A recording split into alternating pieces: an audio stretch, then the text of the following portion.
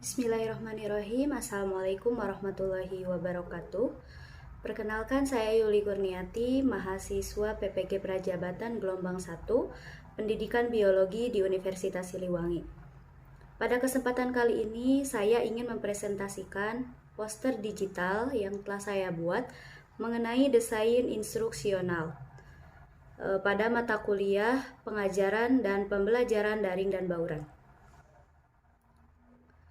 Desain instruksional yang saya buat adalah pada kompetensi dasar 3.11, yaitu mengevaluasi bahaya penggunaan senyawa psikotropika dan dampaknya terhadap kesehatan diri, lingkungan, dan masyarakat. Kemudian untuk 4.11-nya melakukan kampanye narkoba di lingkungan sekolah dan masyarakat sekitar. Nah, ini merupakan mata pelajaran biologi di kelas 11 semester genap. Materi pokoknya adalah senyawa psikotropika dan model pembelajaran yang digunakan adalah discovery learning. Nah, untuk kegiatan yang pertama yaitu kegiatan pendahuluan terlebih dahulu. Pada kegiatan pendahuluan itu diawali dengan doa pembuka atau doa sebelum belajar. Kemudian ada persiapan seperti mengecek absensi atau mengecek kehadiran siswa, mengecek persiapan belajar, dan lain sebagainya.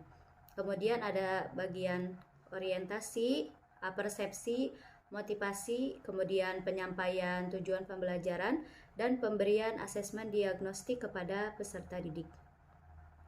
Setelah itu masuk ke kegiatan inti atau sintaks pembelajaran. Nah, ini menggunakan model pembelajaran discovery learning. Yang pertama itu ada stimulation atau pemberian stimulus kepada peserta didik. Pada tahap stimulation ini, guru menayangkan video mengenai berbagai dampak bahaya dari penggunaan psikotropika. Kemudian peserta didik menyimak video yang disajikan oleh guru. Kemudian sintaks yang kedua adalah problem statement atau perumusan masalah. Nah, pada tahap ini, guru memberikan kesempatan kepada peserta didik untuk bertanya hal yang ditemukan dalam video yang ditayangkan tadi. Kemudian peserta didik mengajukan atau melontarkan pertanyaan kepada guru. Setelah itu, guru mengidentifikasi dan merumuskan pertanyaan-pertanyaan yang dilontarkan oleh peserta didik. Nah, kemudian pertanyaan-pertanyaan yang dilontarkan peserta didik tersebut dirumuskan menjadi sebuah rumusan masalah yang akan menjadi topik kajian. Karena nanti pertanyaan yang diajukan oleh peserta didik itu pasti beragam. Nah, ini salah satu contohnya adalah menjadi sebuah rumusan masalah. Mengapa senyawa psikotropika bisa berbahaya dan menyebabkan dampak buruk bagi banyak aspek. Nah, setelah itu masuk ke sintaks yang selanjutnya yaitu data collecting. Nah, pada tahap ini guru membagi peserta didik untuk membentuk kelompok yang terdiri dari 5-6 orang yang heterogen dan mengatur posisi duduk tiap kelompok. Jadi anak-anak berkumpul dengan kelompoknya masing-masing.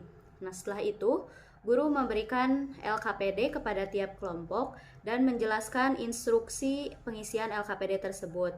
Setelah itu siswa akan masing-masing mengumpulkan datanya bersama kelompoknya. Nah, pada tahap data collecting ini guru harus melakukan monitoring kepada setiap kelompok ketika proses pengambilan data. Setelah itu masuk kepada sintaks yang selanjutnya yaitu data processing.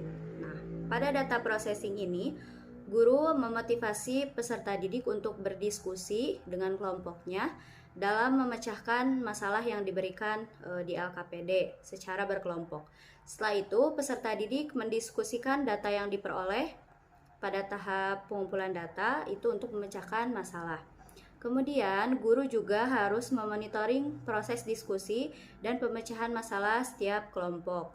Setelah itu guru juga harus menginstruksikan setiap kelompok untuk menyiapkan hasil diskusinya untuk dipresentasikan di depan kelas nanti. Nah, setelah proses data processing selesai, masuk kepada tahap berikutnya yaitu tahap verification atau verifikasi data. Nah, pada tahap ini, guru mempersilahkan kelompok yang ingin mempresentasikan hasil diskusinya di depan kelas. Jadi, satu persatu kelompok maju ke depan, mempresentasikan hasil diskusi bersama kelompoknya. Nah, Pada tahap ini, guru juga mempersilahkan peserta didik untuk menanggapi, baik itu bertanya misalnya atau menyanggah dan lain sebagainya, dari anak-anak yang tidak presentasi kepada anak yang presentasi di depan kelas. Kemudian, guru melakukan verifikasi data dari jawaban peserta didik apabila terdapat kekeliruan dan juga melengkapi jawaban dari peserta didik.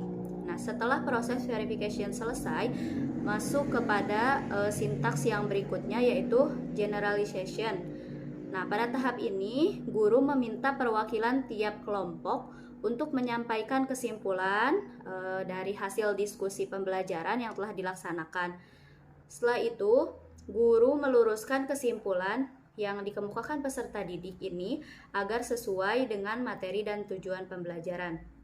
Nah, setelah sintaks pembelajarannya selesai, atau kegiatan intinya selesai, masuk kepada tahap yang terakhir, yaitu penutup. Nah, pada tahap ini, guru memberikan penghargaan kepada setiap kelompok, kelompok yang sudah ke depan, kemudian yang sudah memberikan tanggapan, memberikan pertanyaan, dan lain sebagainya. Nah, setelah itu, guru memberikan feedback kepada peserta didik mengenai hasil pembelajaran yang telah dilaksanakan tadi. Nah, setelah itu, guru menarik kesimpulan dari awal pembelajaran sampai akhir pembelajaran disimpulkan. Setelah itu, guru memberitahu kegiatan yang akan dilaksanakan di minggu selanjutnya, misalnya menginstruksikan peserta didik untuk membaca materi pada pertemuan selanjutnya yang akan dibahas pada pertemuan selanjutnya. Nah, setelah itu guru menutup pembelajaran dengan berdoa. Nah, sekian penjelasan mengenai poster digital yang telah saya buat. Lebih dan kurangnya mohon dimaafkan. Wassalamualaikum warahmatullahi wabarakatuh.